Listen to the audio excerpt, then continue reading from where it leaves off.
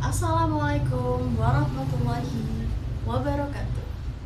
Selamat malam dan salam sejahtera untuk kita semua. Yang saya hormati, Ibu dosen pengampu mata kuliah Etika Bisnis, serta teman-teman yang saya banggakan. Pertama-tama, marilah kita panjatkan puja dan puji syukur kehadirat Tuhan Yang Maha Esa, karena atas rahmat dan karunia-Nya kita masih diberikan kesehatan serta kesempatan sehingga pada kali ini dapat menyelesaikan tugas presentasi dengan baik. Perkenalkan, nama saya Tiara Nuraini dari Prodi Manajemen semester 4. Pada kesempatan ini, saya akan mempresentasikan materi mengenai Corporate Social Responsibility atau yang sering kita sebut dengan singkatan CSR, dengan topik ruang lingkup dan tanggung jawab sosial perusahaan. Sebelum masuk lebih jauh ke inti materi, saya ingin mengajak teman-teman untuk membayangkan aktivitas yang kita lakukan sejak bangun tidur. Ketika pagi hari kita bangun, mungkin kita langsung menggunakan pasta gigi. Kita seringkali pagi hari langsung menggosok gigi. Selanjutnya mandi pagi. Selanjutnya meminum air mineral, sarapan, memesan ojek online jika ada yang menggunakan, membuka marketplace, atau biasa kalau Gen Z mau berangkat kerja yang kurang afdol itu mereka harus membeli kopi terlebih dahulu. Kalau kalian perhatikan, hampir semua aktivitas tersebut berhubungan dengan produk atau layanan yang dihasilkan oleh perusahaan. Sekarang, saya ingin mengajukan satu pertanyaan sederhana. Apakah perusahaan tersebut hanya hadir untuk menjual produk dan mendapatkan keuntungan? Pertanyaan ini terlihat sederhana, tetapi sebenarnya sangat penting loh teman-teman. Karena pada kenyataannya aktivitas perusahaan selalu memberikan dampak tersebut bisa positif. Misalnya, perusahaan membuka lapangan pekerjaan, meningkatkan pendapatan masyarakat, atau mendorong pertumbuhan ekonomi, menghasilkan inovasi, dan mempermudah kehidupan manusia. Tetapi di sisi lain perusahaan juga bisa memberikan dampak negatif loh. Contohnya pencemaran air, pencemaran udara, menggunakan sumber daya alam secara berlebihan, atau apalagi ya, kerusakan lingkungan. Bahkan konflik dengan masyarakat sekitar juga termasuk loh teman-teman. Nah, dari sini kita muncul kesadaran bahwa perusahaan tidak cukup hanya mengejar keuntungan semata. Perusahaan juga harus memiliki tanggung jawab sosial, dan tanggung jawab sosial inilah yang kemudian dikenal sebagai CSR.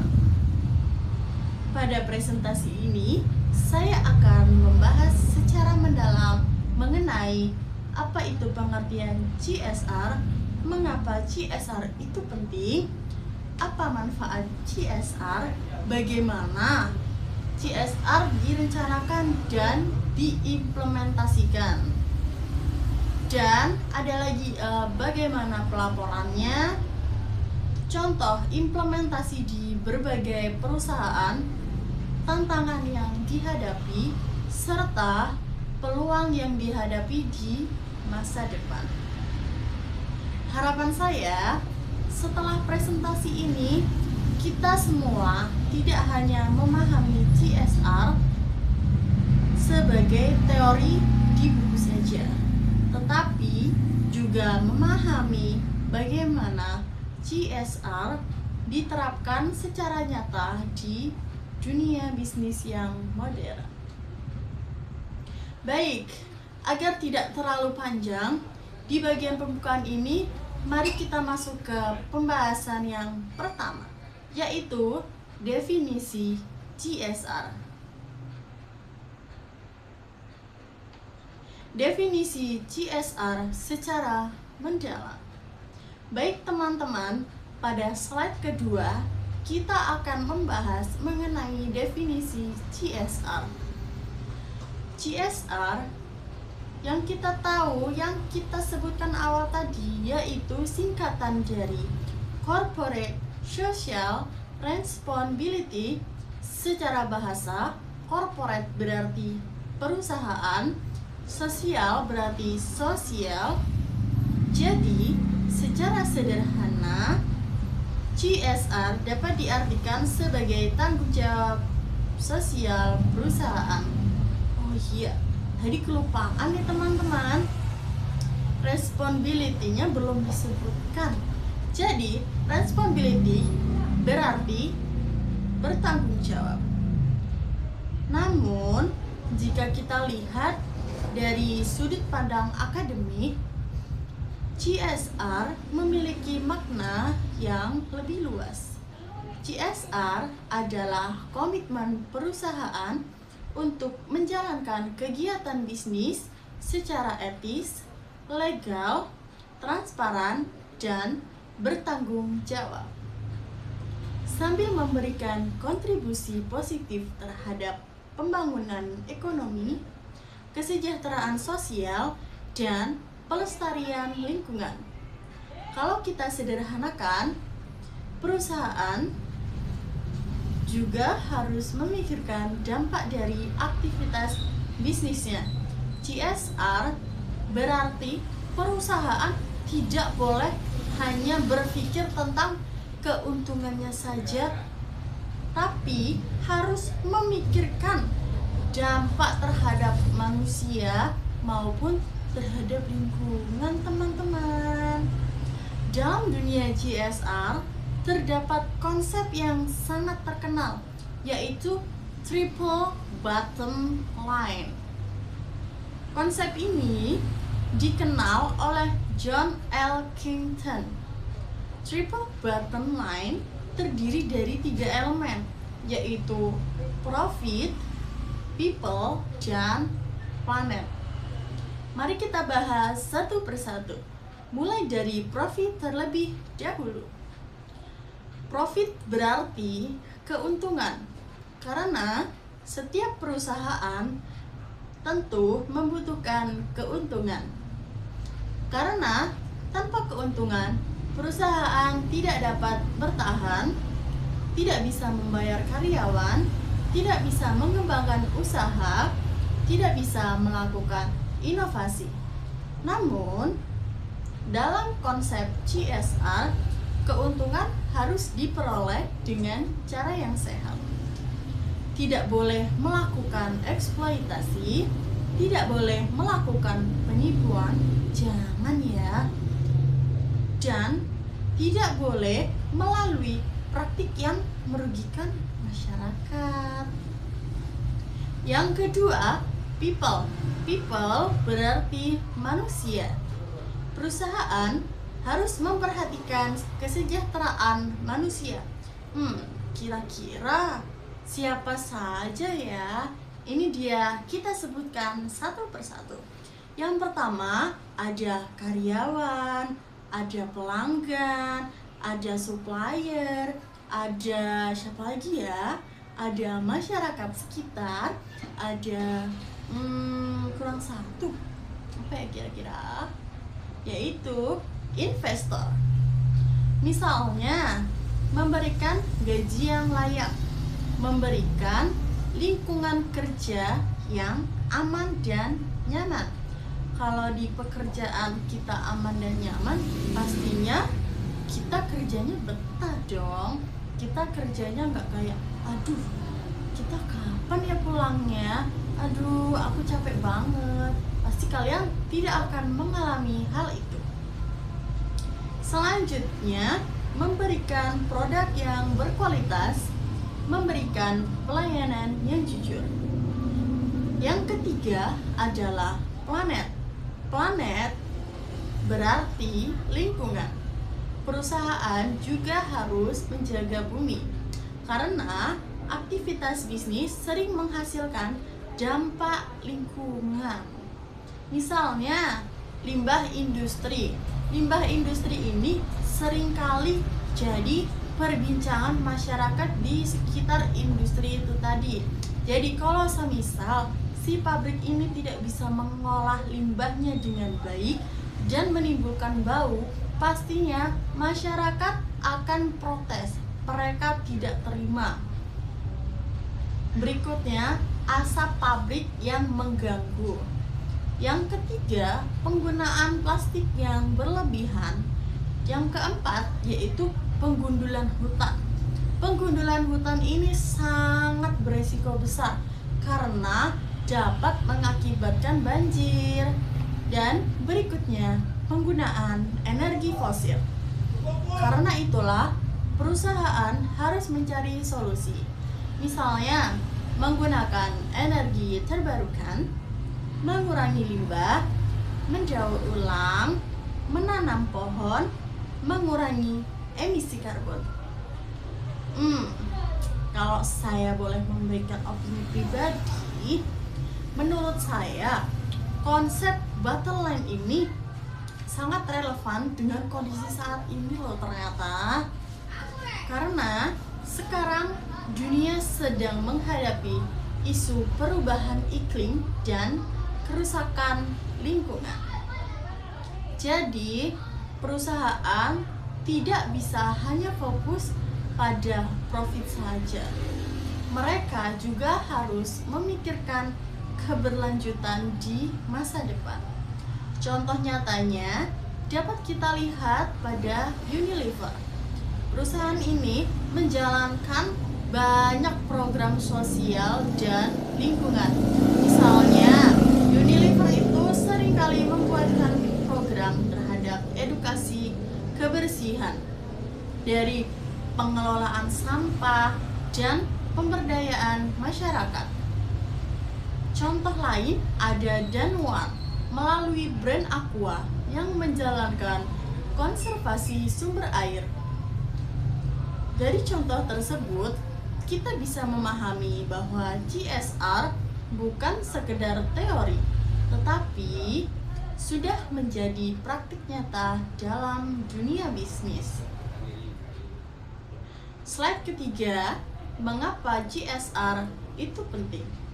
Setelah kita memahami definisi CSR tadi, pertanyaan berikutnya adalah mengapa sih CSR itu sangat penting? Mengapa juga perusahaan modern harus menerapkannya? Ada beberapa alasan yang sangat penting.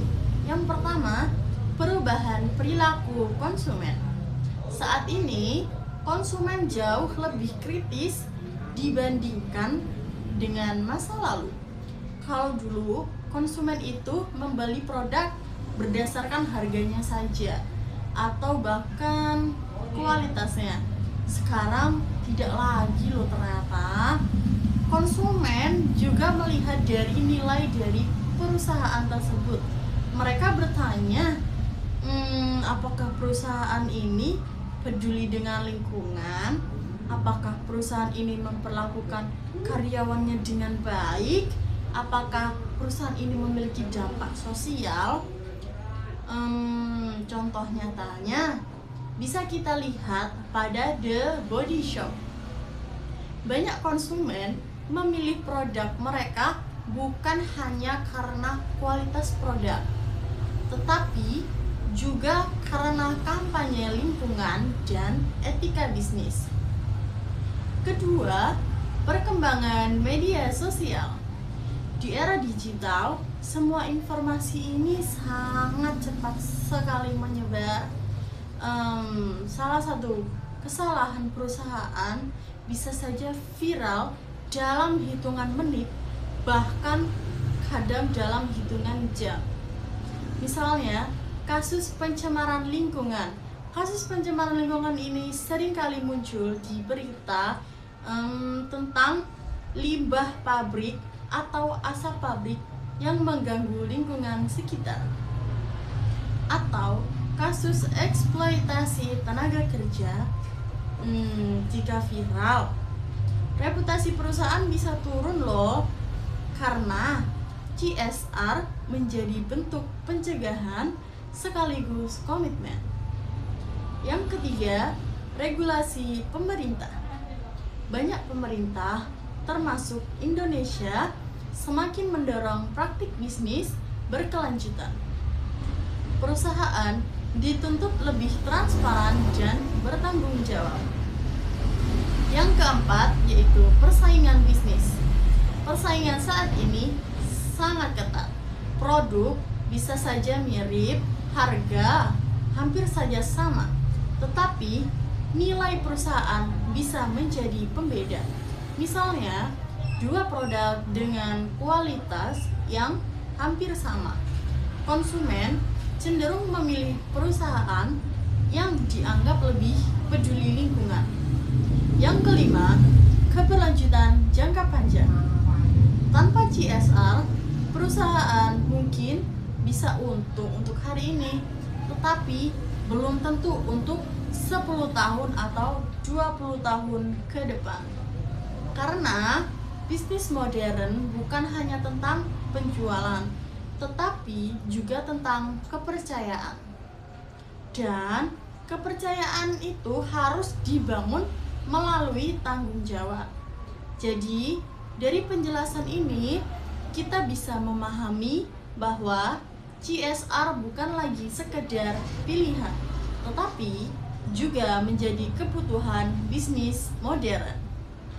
Baik teman-teman, setelah kita memahami apa itu CSR dan mengapa CSR itu sangat penting, sekarang kita masuk pada pembahasan berikutnya, yaitu apa manfaat dari CSR.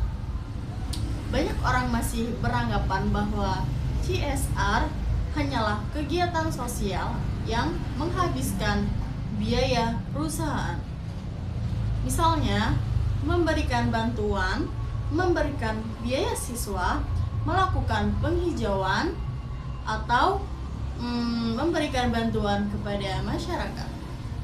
Namun, CSR bukan hanya memberikan manfaat kepada masyarakat. CSR juga memberikan manfaat yang sangat besar bagi perusahaan itu sendiri. Bahkan, dalam banyak kasus, CSR dapat menjadi investasi jangka panjang yang menghasilkan keuntungan jauh lebih besar. Ada beberapa manfaat utama dari CSR. Manfaat yang pertama yaitu meningkatkan reputasi perusahaan. Reputasi adalah aset yang sangat berharga bagi perusahaan.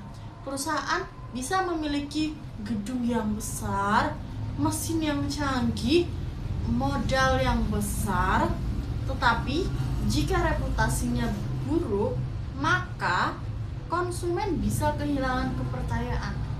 Sebaliknya, perusahaan dengan reputasi baik biasanya lebih mudah mendapatkan dukungan, baik dari konsumen, investor, pemerintah, maupun masyarakat.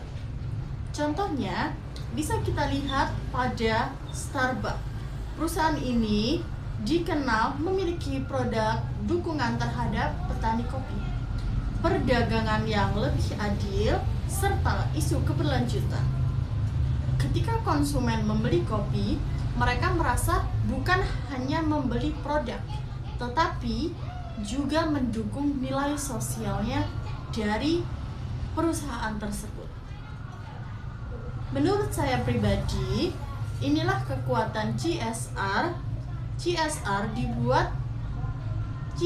membuat produk memiliki cerita, dan cerita inilah yang membangun emosi konsumen. Manfaat yang kedua yaitu meningkatkan loyalitas pelanggan. Saat ini, konsumen memiliki banyak pilihan jika ingin membeli kopi. Ada sekali sekarang banyak merek kopi loh teman-teman. Jika ingin membeli sabun juga banyak mereknya. Jika ingin membeli air mineral juga banyak mereknya. Lalu, apa sih yang membuat konsumen memilih satu brand tertentu? Salah satunya adalah nilai. Konsumen tersebut lebih loyal kepada perusahaan yang memiliki nilai sosial, misalnya produk yang ramah lingkungan, produk yang menggunakan kemasan daur ulang, produk yang mendukung pemberdayaan masyarakat. Ketika konsumen merasa menilai pribadinya sejalan dengan nilai perusahaan, loyalitas itu akan otomatis terbentuk. Manfaat yang ketiga yaitu menarik sumber daya manusia terbaik. Saat ini, generasi muda tidak hanya mencari pekerjaan dengan gaji yang tinggi. Banyak generasi muda juga mencari makna. Mereka ingin bekerja di perusahaan yang memiliki tujuan, perusahaan yang peduli pada lingkungan, perusahaan yang peduli pada kesejahteraan manusia. Contohnya yaitu Google. Selain dikenal dalam teknologi, perusahaan ini juga dikenal memiliki banyak program sosial dan berkelanjutan. Hal ini membuat banyak talenta terbaik tertarik bekerja di Google tersebut. Manfaat keempat yaitu mengurangi konflik sosial. Perusahaan yang beroperasi di suatu wilayah tertentu berinteraksi dengan masyarakat sekitar. Jika perusahaan hanya mengambil keuntungan tanpa memberikan kontribusi terhadap masyarakat, konflik itu bisa jadi muncul. Misalnya, penolakan masyarakat, demonstrasi, atau gangguan operasional.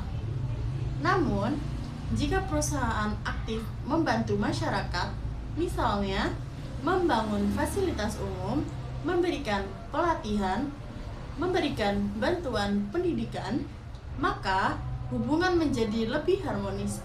Contohnya, Pertamina melalui berbagai program pemberdayaan masyarakat di sekitar wilayah operasional. Manfaat yang kelima yaitu keuntungan jangka panjang. Mungkin secara jangka pendek CSR terlihat seperti pengeluaran, tetapi secara jangka panjang CSR adalah investasi. Karena CSR itu membangun kepercayaan, membangun loyalitas, membangun reputasi, membangun hubungan sosial, dan berkelanjutan bisnis. Jika kesimpulan pada slide ini adalah CSR bukan biaya, melainkan investasi jangka panjang. Selanjutnya, kita masuk pada komponen CSR. Dalam praktiknya, CSR memiliki beberapa komponen utama yang harus berjalan secara seimbang. Jika salah satu konsumen diabaikan, maka implementasi CSR menjadi tidak optimal. Ada 4 komponen utama. Komponen yang pertama yaitu tanggung jawab ekonomi. Perusahaan tetap harus menghasilkan keuntungan karena tanpa keuntungan perusahaan tidak dapat bertahan, tidak dapat membayar gaji, tidak dapat melakukan inovasi, tidak dapat berkembang. Namun, keuntungan juga diperoleh dengan cara yang sehat, tidak melalui penipuan, tidak melalui eksploitasi, tidak melalui manipulasi. Contohnya, Tokopedia membantu banyak pelaku UMKM untuk berkembang melalui platform digital. Nah, ini sekarang lagi viral banget kan? Jadi, Tokopedia itu mendukung UMKM seperti yang biasa kita lihat di TikTok, orang jualan di live itu kan banyak dilakukan ibu rumah tangga, remaja. Nah, itu menjadi salah satu keuntungannya. Ini adalah termasuk kontribusi ekonomi. Komponen yang kedua yaitu tanggung jawab sosial. Perusahaan harus berkontribusi kepada masyarakat. Misalnya, program beasiswa, pelatihan kerja, pelayanan kesehatan, pemberdayaan perempuan, pengembangan UMKM. Contohnya, Gojek melalui berbagai pelatihan bagi mitra. Komponen yang ketiga yaitu tanggung jawab lingkungan.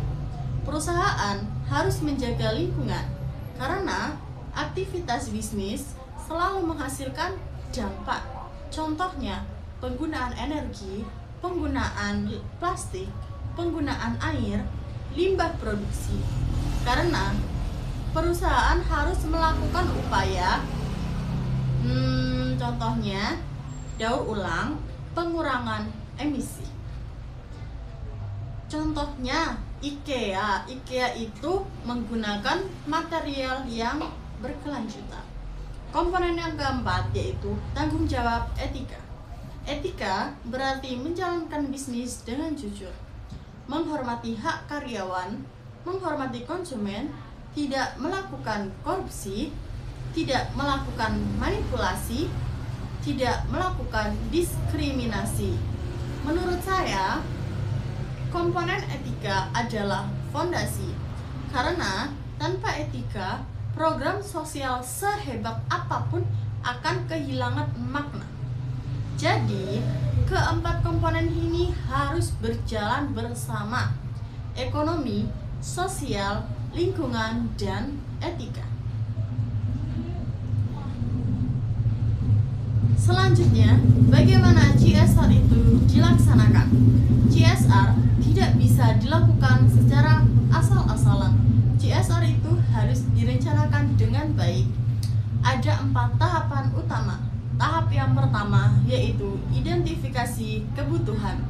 Perusahaan harus turun langsung ke lapangan, melakukan observasi, melakukan survei, berdiskusi dengan masyarakat.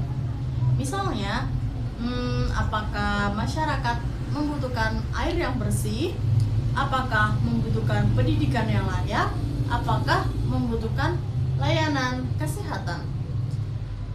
Jika perusahaan salah memahami kebutuhan, program itu bisa saja gagal kapan saja.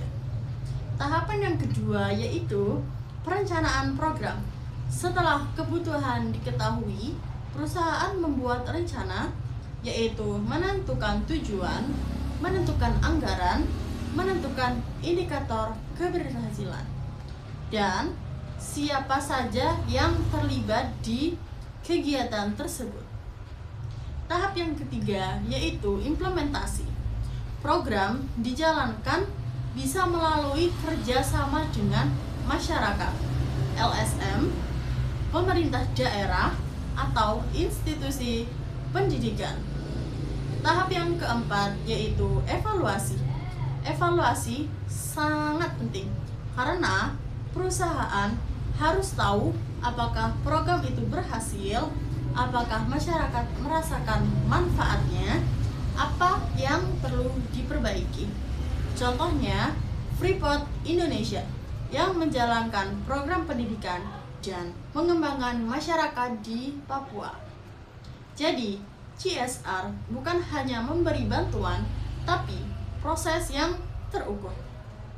Setelah sebelumnya kita membahas bagaimana proses pelaksanaan CSR, dimulai dari identifikasi kebutuhan, perencanaan program, implementasi, hingga evaluasi.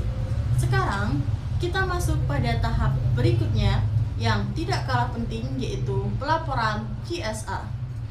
Banyak orang berpikir bahwa ketika sebuah perusahaan sudah menjalankan program sosial, misalnya memberikan beasiswa, membangun fasilitas umum, menanam pohon, atau memberikan pelatihan kepada masyarakat, maka tugas perusahaan itu sudah selesai.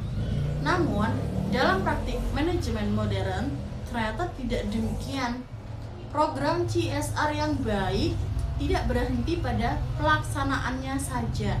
Program tersebut juga harus didokumentasikan, diukur, dan dilaporkan secara jelas dan rinci. Kira-kira kenapa ya? Karena CSR bukan hanya tentang melakukan sesuatu yang baik, tetapi juga tentang bagaimana perusahaan dapat membuktikan bahwa program tersebut benar-benar memberikan dampak yang nyata. Dan bukti tersebut harus dapat dilihat oleh berbagai pihak, baik oleh masyarakat, oleh pemerintah, oleh konsumen, oleh investor, dan oleh mitra bisnis, bahkan oleh karyawan perusahaan itu sendiri. Karena inilah pelaporan CSR menjadi bagian yang sangat penting dalam keseluruhan proses tanggung jawab sosial perusahaan. Sekarang muncul pertanyaan, mengapa sih CSR itu harus dilaporkan? Ada beberapa alasan yang sangat penting. Yang pertama, karena masyarakat berhak mengetahui dampak dari aktivitas perusahaan. Kita tahu bahwa perusahaan menjalankan bisnis di tengah masyarakat, menggunakan sumber daya alam, menggunakan tenaga kerja, dan menggunakan fasilitas publik, bahkan dalam beberapa kasus memanfaatkan lingkungan sekitar untuk kegiatan operasional. Karena itu, masyarakat memiliki hak untuk mengetahui apa kontribusi perusahaan terhadap lingkungan sekitar, apa manfaat yang diberikan perusahaan, apakah perusahaan benar-benar menjalankan tanggung jawab sosialnya, atau hanya sekedar berbicara tanpa adanya tindakan yang nyata. Melalui pelaporan CSR membantu perusahaan menunjukkan transparansi. Apa yang dimaksud dengan transparansi? Transparansi berarti keterbukaan.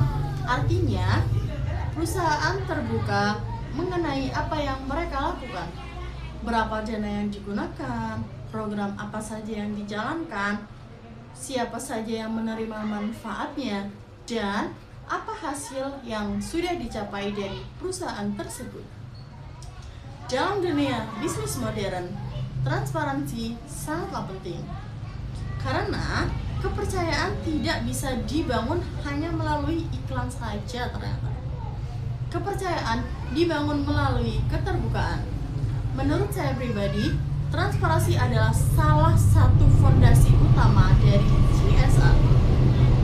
Karena jika perusahaan mengakui peduli, maka perusahaan juga harus berani menunjukkan datanya. Bukan hanya kata-kata, tapi bukti yang nyata. Bentuk pelaporan CSR, lalu bagaimana sih biasanya CSR itu dilaporkan? Secara umum, pelaporan CSR dilakukan melalui dokumen yang disebut dengan Sustainability Report, atau dalam bahasa Indonesia disebut laporan keberlanjutan. Sustainability Report adalah laporan resmi perusahaan yang berisi informasi mengenai kinerja perusahaan dalam aspek ekonomi, sosial, dan lingkungan. Jadi, laporan bukan hanya membahas tentang soal keuntungan perusahaan, tetapi juga membahas dampak perusahaan terhadap masyarakat dan lingkungan.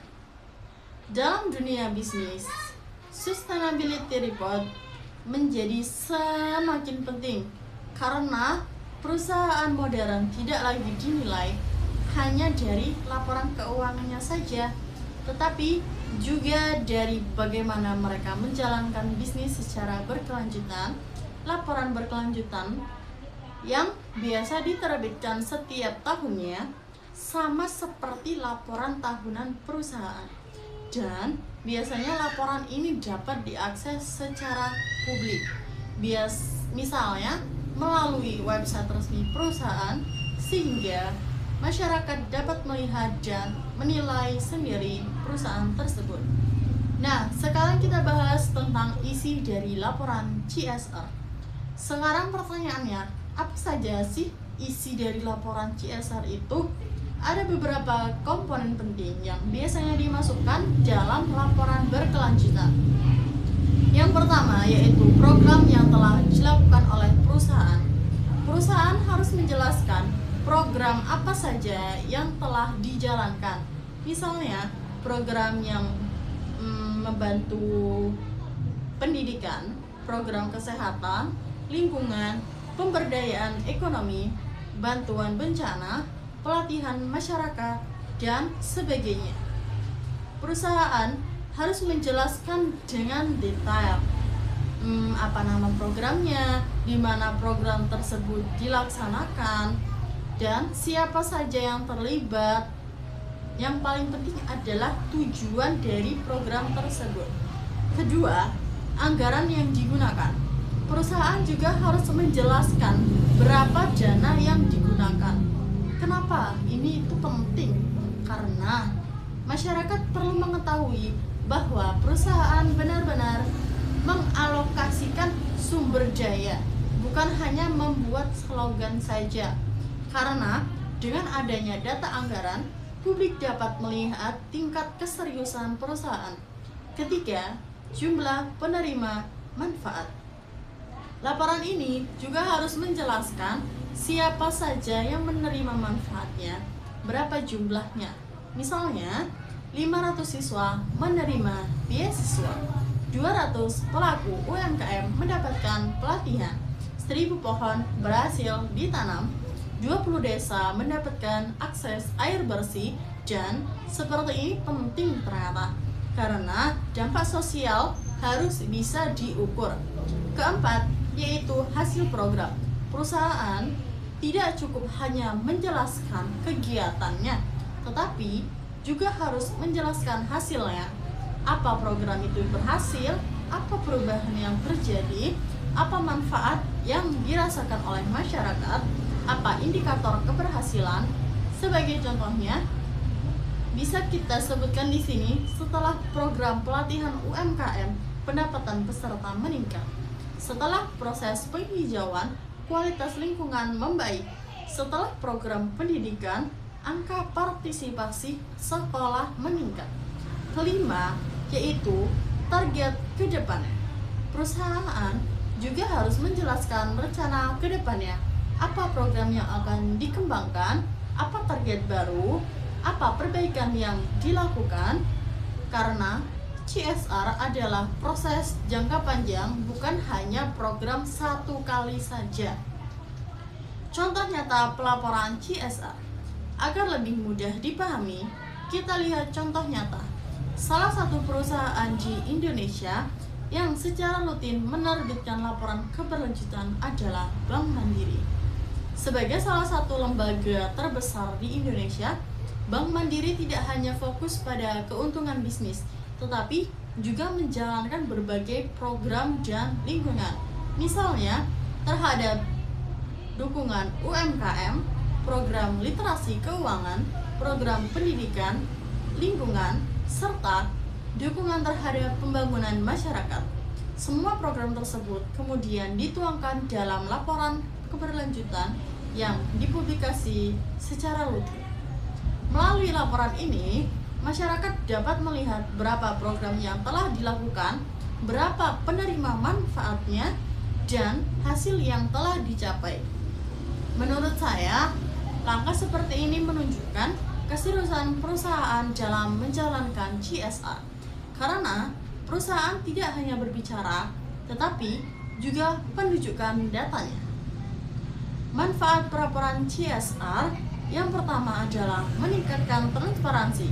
Seperti yang sudah saya jelaskan sebelumnya, transparansi menciptakan kepercayaan. Ketika perusahaan itu terbuka, masyarakat akan lebih percaya. Manfaat yang kedua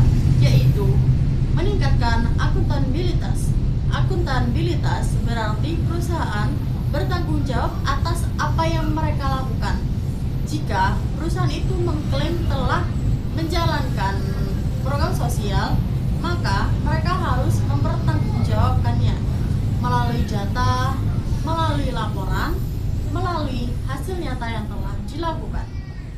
Masyarakat akan lebih mudah percaya kepada perusahaan yang terbuka karena mereka bisa melalui bukti nyata yang telah dilakukan oleh perusahaan tersebut. Manfaat yang keempat yaitu menarik investor. Saat ini banyak investor tidak hanya melihat keuntungan finansial tetapi juga melihat aspek keberlanjutan perusahaan tersebut. Mereka ingin berinvestasi pada perusahaan yang memiliki masa depan, yang minim konflik, yang peduli dengan masyarakat, yang memiliki tata kelola yang baik. Karena itu, perusahaan dengan laporan CSR yang baik biasanya lebih menarik di mata investor. Manfaat kelima yaitu membantu evaluasi internal. Selain untuk publik, laporan CSR juga membantu perusahaan sendiri. Perusahaan yang dapat melihat program mana yang berhasil, program mana yang kurang efektif, apa saja yang harus diperbaiki, dan strategi apa yang kedepannya dilakukan oleh perusahaan. Jadi, laporan CSR bukan hanya alat komunikasi, tetapi juga alat manajemen. Jadi teman-teman, dari penjelasan tadi kita dapat memahami bahwa pelaporan CSR adalah bagian yang sangat penting dalam tanggung jawab sosial perusahaan. Sekarang, kita masuk pembahasan yang menurut saya sangat menarik, yaitu contoh implementasi nyata CSR di berbagai perusahaan. Pada bagian ini, kita akan melihat bahwa CSR bukan hanya konsep yang ada di buku atau teori. Pada bagian ini, kita akan melihat bahwa CSR bukan hanya konsep yang ada pada buku atau teori saja. CSR benar-benar diterapkan oleh banyak perusahaan besar di dunia maupun di Indonesia.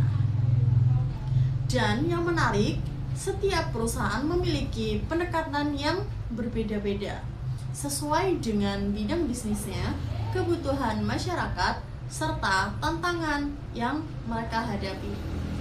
Melalui contoh nyata ini, kita bisa memahami bahwa CSR bukan sekedar memberikan bantuan atau donasi, tetapi CSR bisa menjadi bagian dari strategi bisnis, bagian dari budaya perusahaan, bahkan bagian dari identitas sebuah brand. Pada slide ini, saya akan membahas 3 contoh perusahaan, yaitu Nestle, Tesla, dan Pertamina. Kasus pertama yaitu Nestle. Kita mulai dari Nestle. Nestle adalah salah satu perusahaan makanan dan minuman terbesar di dunia. Produk-produknya sangat dekat dengan kehidupan masyarakat, mulai dari susu, kopi, makanan bayi, hingga produk konsumsi yang lainnya. Karena bisnis Nestle sangat bergantung pada bahan baku seperti susu, kopi, kakao, dan hasil pertanian lainnya, maka perusahaan ini menyadari bahwa kesejahteraan petani sangat berpengaruh terhadap keberlangsungan bisnis yang mereka jalankan. Jika petani mengalami kesulitan, jika kualitas hasil panen menurun, maka perusahaan juga akan terkena dampaknya. Karena itu, Nestle tidak hanya memberikan bahan baku dari petani, tetapi mereka juga membantu petani itu berkembang. Inilah salah satu bentuk CSR yang dilakukan oleh Nestle. Apa saja yang mereka lakukan? Pertama, Nestle melakukan pelatihan kepada petani. Pelatihan ini mencakup dari cara menanam yang efektif, cara memilih bibit yang berkualitas, cara menjaga kesuburan tanah, cara mengelola air, serta cara menghadapi perubahan iklim. Kedua, Nestle membantu petani dengan teknologi. Misalnya, penggunaan alat pertanian yang lebih modern, sistem irigasi yang lebih efisien, teknologi pemantauan hasil panen, dan metode produksi yang lebih ramah lingkungan. Ketiga, Nestle memberikan pendampingan, artinya petani tidak hanya diberi pelatihan lalu ditinggalkan, tetapi ada proses pembinaan jangka panjang, ada monitoring, ada evaluasi, ada komunikasi berkelanjutan. Lalu apa saja ya dampaknya? Dampaknya sangat besar. Bagi petani, hasil panen menjadi lebih baik, produktivitas meningkat, pendapatan meningkat, kualitas hidup keluarga petani juga meningkat. Anak-anak petani memiliki kesempatan pendidikan yang lebih baik. Sementara bagi perusahaan, Nestle mendapat bahan baku dengan kualitas yang lebih baik, pasokan menjadi lebih stabil, hubungan dengan masyarakat menjadi lebih kuat, dan reputasi perusahaan juga meningkat. Situasi seperti ini disebut dengan konsep share value, artinya kedua belah pihak sama-sama mendapatkan manfaatnya. Masyarakat mendapatkan kesejahteraan, perusahaan juga mendapatkan keuntungan. Menurut saya pribadi, konsep ini adalah contoh ideal dari CSR, karena perusahaan tidak hanya memberikan bantuan, tetapi menciptakan perubahan yang berkelanjutan. Kasus kedua yaitu Tesla. Selanjutnya, kita masuk ke perusahaan Tesla. Tesla adalah perusahaan otomotif dan teknologi yang dikenal dengan pelopor kendaraan listrik. Yang membuat Tesla menarik adalah CSR bukan hanya program tambahan, tetapi CSR sudah menjadi bagian dari model bisnis mereka. Mengapa sih? Karena sejak awal Tesla hadir dengan tujuan yang besar, yaitu mengurangi ketergantungan dunia terhadap bahan bakar fosil. Kita tahu bahwa kendaraan berbahan bakar bensin dan solar menghasilkan emisi karbon. Emisi inilah yang menjadi salah satu penyebab perubahan iklim dan pemanasan global. Tesla mencoba menawarkan solusi. Mereka mengembangkan kendaraan listrik yang lebih ramah lingkungan.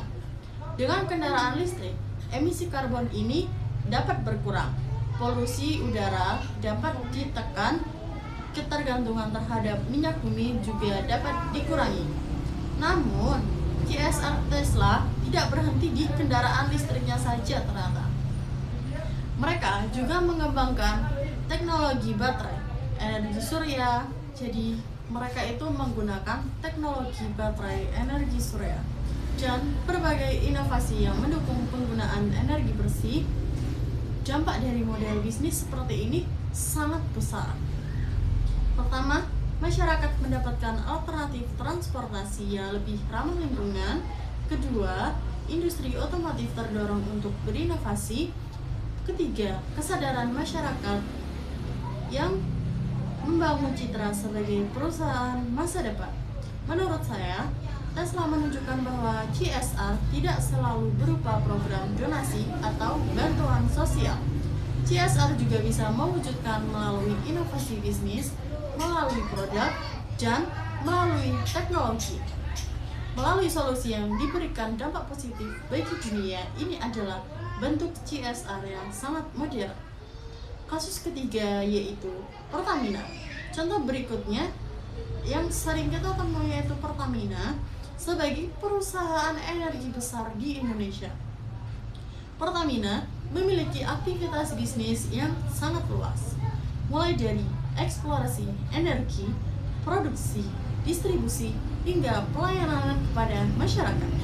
Karena aktivitas bisnisnya berkaitan langsung dengan sumber daya alam dan masyarakat, maka CSR menjadi bagian yang sangat penting. Salah satu program CSR yang cukup dikenal dari Pertamina adalah program Desa Energi Berdikari. Apa itu Desa Energi?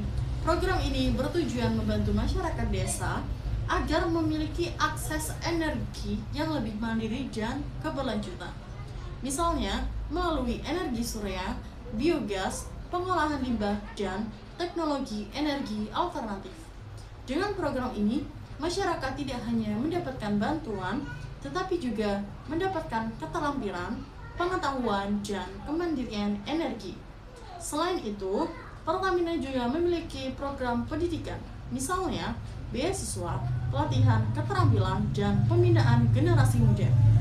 Tidak hanya itu ternyata teman-teman, Pertamina juga menjalankan program pemberdayaan ekonomi masyarakat seperti pelatihan UMKM, pendampingan bisnis, dan pengembangan produk lokal. Apa sih dampaknya dari itu? Masyarakat menjadi lebih mandiri, peluang kerja meningkat, dan pendapatan keluarga meningkat. Dan hubungan antara perusahaan dengan masyarakat sekitar menjadi lebih harmonis. Menurut saya, program CSR yang dilakukan oleh Pertamina ini sangat penting karena perusahaan besar yang beroperasi di tengah masyarakat memang harus memberikan dampak yang nyata, bukan hanya mengambil sumber daya, tetapi juga memberikan kontribusi. Selanjutnya, analisis dan kesimpulan slide. Dari 3 contoh yaitu Nestle, Tesla, dan Pertamina, kita bisa melihat bahwa CSR dapat dilakukan dalam berbagai sektor industri. Nestle bergerak di bidang makanan dan pertanian, Tesla bergerak di bidang teknologi dan otomotif, Pertamina bergerak di bidang energi. Meskipun bidang bisnis mereka berbeda, namun semuanya memiliki satu kesamaan, yaitu menjalankan bisnis sambil memberikan manfaat bagi masyarakat dan lingkungan. CSR bukan tentang seberapa besar dana yang dikeluarkan, tetapi tentang seberapa besar dampak positif yang dihasilkan. Karena pada akhirnya perusahaan yang benar-benar peduli dengan lingkungan dan masyarakat akan lebih dipercaya, lebih dihargai, dan lebih mampu bertahan dalam jangka yang panjang.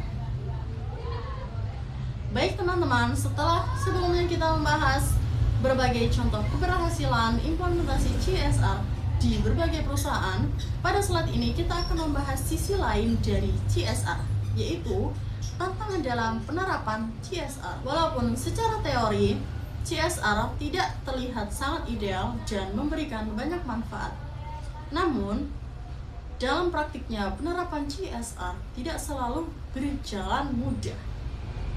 Banyak perusahaan yang memiliki niat menjalankan CSR, tetapi ketika masuk tahap pelaksanaan, mereka menghadapi berbagai hambatan.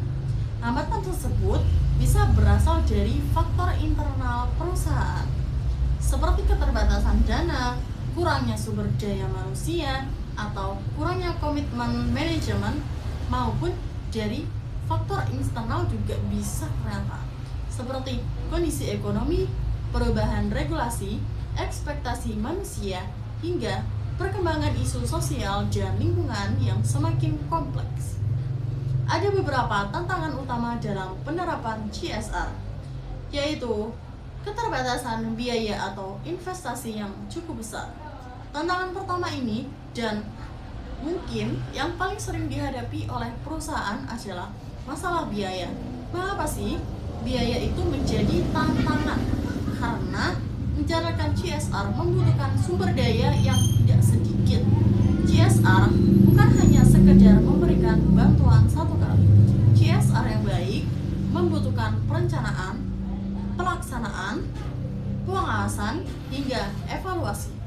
Semua proses tersebut membutuhkan dana.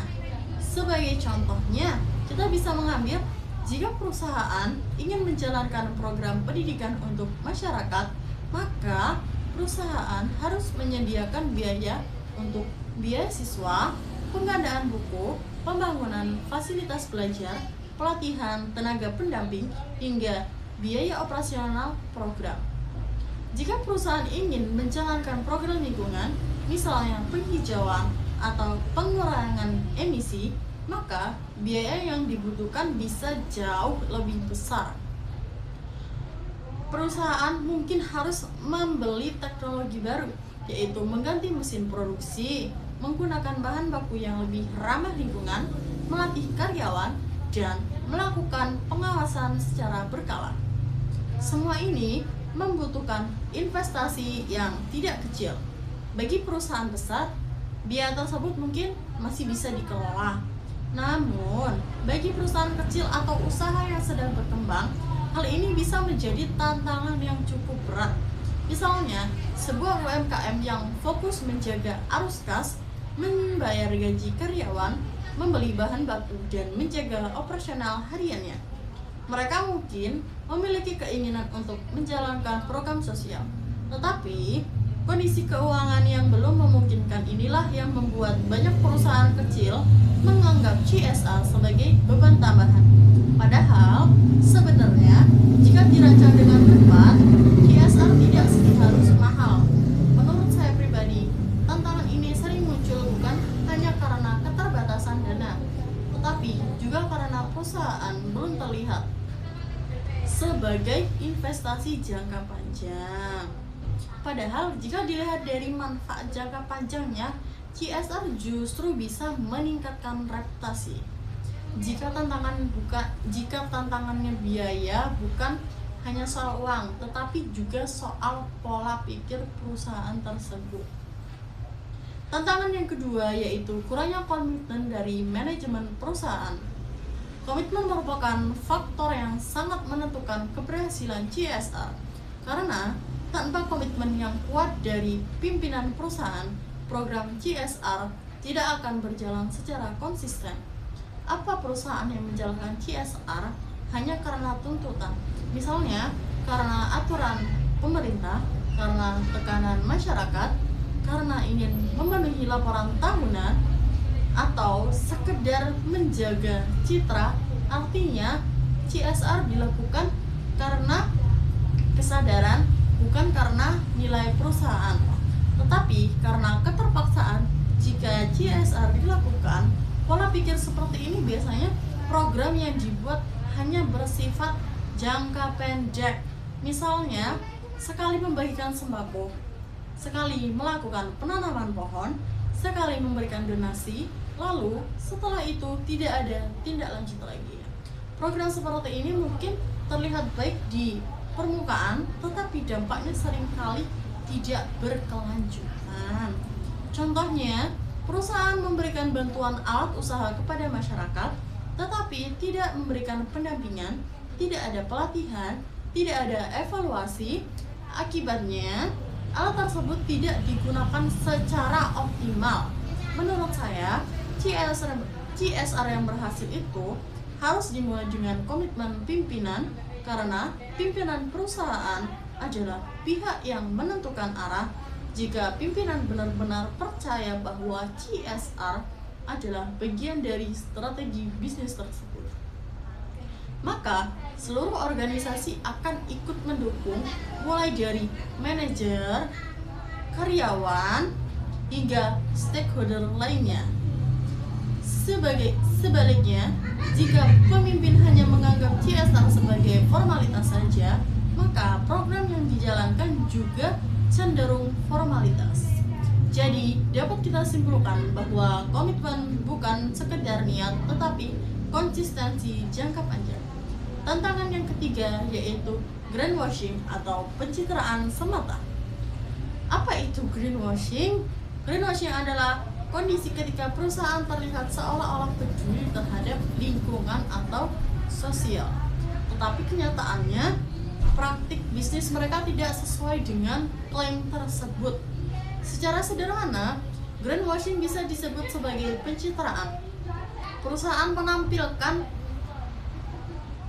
jadi sebagai perusahaan yang ramah lingkungan, tetapi aktivitas utamanya justru masih merusak lingkungan.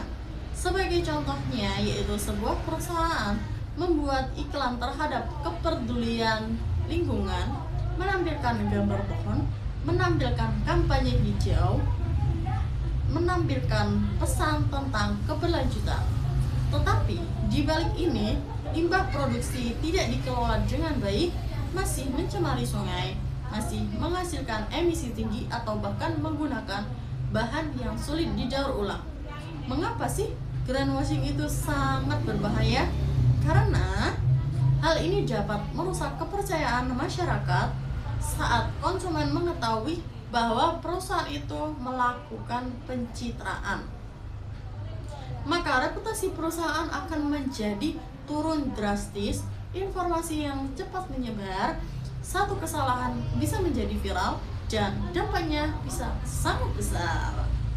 Menurut saya pribadi, greenwashing adalah salah satu ancaman terbesar bagi kredibilitas CSR. Karena CSR seharusnya dibangun atas dasar kejujuran dan tanggung jawab, bukan hanya sekedar promosi saja. Karena itu, perusahaan harus memastikan bahwa apa yang mereka komunikasikan sesuai dengan apa yang mereka benar-benar lakukan. Jadi teman-teman, dari penjelasan tadi kita dapat memahami bahwa meskipun CSR memberikan banyak manfaat implementasi, juga menghadapi berbagai tantangan mulai dari keterbatasan biaya, kurangnya komitmen, resiko greenwashing, hingga sulitnya mengukur dampak. Namun, justru tantangan inilah yang membuat CSR membutuhkan perencanaan, komitmen yang kuat, dan pelaksanaan yang konsisten. Karena CSR yang berhasil bukan CSR yang terlihat besar di awal, tapi CSR yang mampu memberikan dampak yang berkelanjutan. Baik teman-teman, setelah sebelumnya kita membahas berbagai tantangan dalam penerapan CSR seperti keterbatasan biaya, kurangnya komitmen, hingga resiko greenwashing. Sekarang kita masuk pada pembahasan terakhir, yaitu peluang CSR di masa depan. Bahkan, jika bisa dikatakan bahwa di masa depan CSR bukan lagi sekadar nilai tambah tinggi perusahaan, tetapi akan menjadi faktor utama yang menentukan sebuah perusahaan mampu bertahan, berkembang, dan memenangkan persaingan. Mengapa demikian? Karena dunia bisnis saat ini sedang mengalami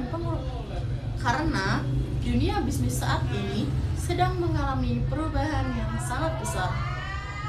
Perubahan teknologi, perubahan perilaku konsumen, hingga perubahan kondisi lingkungan global. Semua perubahan tersebut membuat perusahaan harus beradaptasi, dan salah satu bentuk adaptasinya tersebut adalah melalui penerapan CSR yang lebih serius dan berkelanjutan. Peluang pertama yaitu meningkatnya tren green business atau bisnis ramah lingkungan. Saat ini, dunia sedang menghadapi berbagai masalah lingkungan. Misalnya perubahan iklim, pemanasan global, pencemaran udara, krisis air bersih, penumpukan sampah plastik, serta semakin berkurangnya sumber daya alam. Masalah-masalah ini bukan lagi isu lokal, tetapi sudah menjadi isu global. Karena itu, kesadaran baru bahwa kegiatan bisnis harus lebih ramah terhadap lingkungan.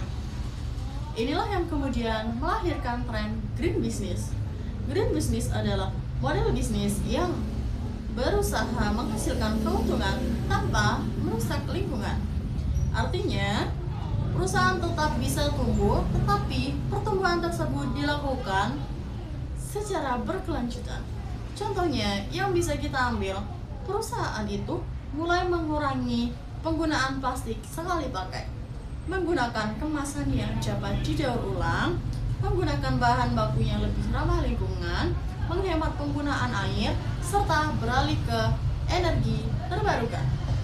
Contoh nyata yang dapat kita lihat pada Tesla tadi.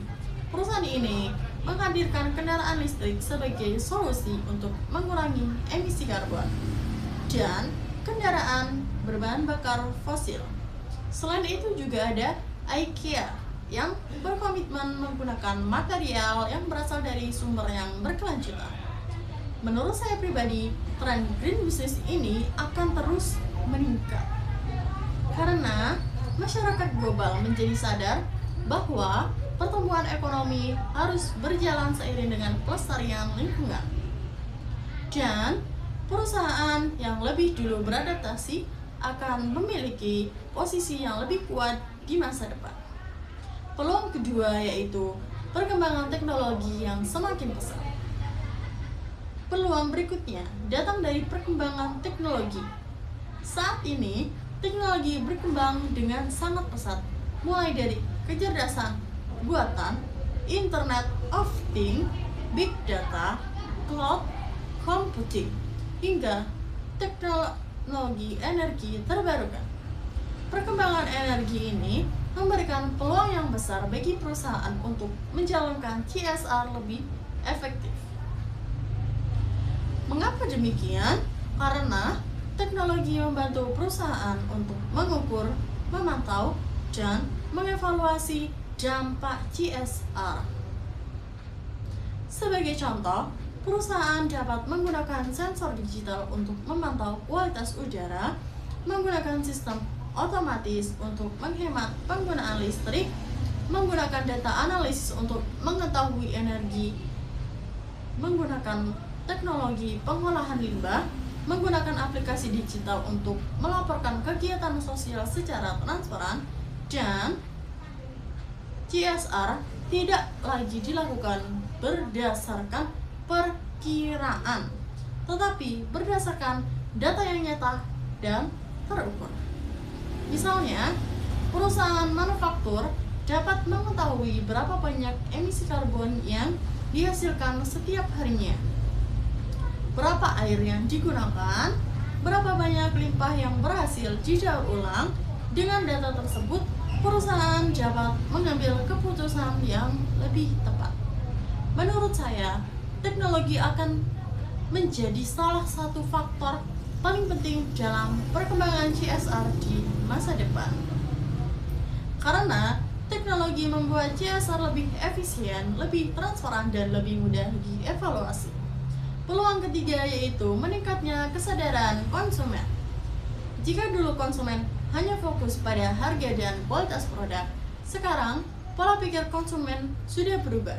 Konsumen modern, khususnya generasi muda, mulai memperhatikan nilai yang dimiliki sebuah perusahaan. Mereka mulai bertanya, apakah produk ini ramah lingkungan? Apakah proses produksinya etis? Apakah perusahaan memiliki kontribusi sosial? Pertanyaan-pertanyaan seperti itu sudah sering muncul. Artinya, keputusan membeli tidak lagi hanya berdasarkan produk, tetapi juga berdasarkan nilai perusahaan. Peluang keempat yaitu investor semakin selektif. Peluang berikutnya datang dari dunia investasi. Jika dahulu investor hanya fokus pada keuntungan finansial seperti pendapatan, laba, atau pertumbuhan perusahaan, sekarang banyak investor yang juga melihat aspek keberlanjutan. Mereka mulai mempertimbangkan bagaimana perusahaan mengelola lingkungan, bagaimana perusahaan melakukan karyawan, bagaimana perusahaan menjalankan tata kelola, dan bagaimana dampak sosial yang dihasilkan. Hal ini karena investor memahami bahwa perusahaan yang memiliki tanggung jawab sosial yang baik cenderung lebih stabil jangka panjang, lebih minim konflik, lebih percaya masyarakat, dan lebih siap menghadapi perubahan regulasi. Jadi teman-teman, dari seluruh penjelasan tadi, kita bisa melihat bahwa masa depan CSR sebenarnya sangat menjanjikan. CSR bukan berarti sekedar kegiatan tambahan. CSR bukan lagi sekedar formalitas, tetapi CSR sudah berkembang menjadi strategi bisnis di masa depan. Perusahaan yang mampu menggabungkan keuntungan ekonomi, kepedulian sosial, pelestarian lingkungan, serta inovasi teknologi akan menjadi perusahaan yang lebih kuat, lebih dipercaya, dan lebih kompetitif. Karena itulah, menurut saya pribadi, di masa depan yang tidak menerapkan CSR dengan baik akan semakin sulit bersaing. Sebaliknya, perusahaan yang memiliki komitmen CSR yang kuat akan memiliki peluang lebih besar untuk tumbuh secara berkelanjutan. Sebagai penutup, dari seluruh pembahasan yang telah kita sampaikan, kita dapat memahami bahwa CSR bukan sekedar kegiatan amal, CSR bukan sekedar formalitas, CSR bukan sekedar pencitraan, tetapi CSR adalah strategi bisnis modern. strategi yang menghubungkan keuntungan manusia dan lingkungan.